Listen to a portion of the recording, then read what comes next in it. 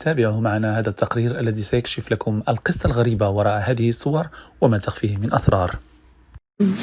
تيشربوا ولقاو السحور في قلعة، هاو في طابة ثانية طابة، اجيو اخوتي ها هو داكشي ديال الكفن، اجيو ها هو داكشي ديال الكفن، وهاد تصاورهم اخوتي في قلعة، هم عائلة على قدها، عائلة على قدها اللي تعرف الخوت هاد الناس صمون عميون قراو شنو مكتوب على هاد الصورة، صمون بوكمون عميون، صمون بوكمون، وهم لا ينطقوا ولا يبصروا. هذا الراجل شوف هاد التصاور، العائلة ديالهم، هاد التصاور عباد الله شوفوا هاد التصويره ديال الحاج، واحد التصويره باقا لتحت ديال ولدهم ولا ما عرفتش شكون، عائلة على قدها. هاد الناس مصايبين لهم سحور، اللي تعرف هاد الناس الله يرحم الوالدين.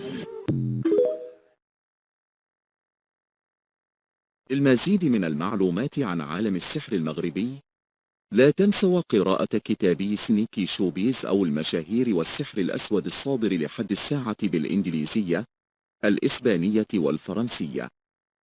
ولا تنسوا الانخراط في القناة للمزيد من قصص السحر بالمغرب.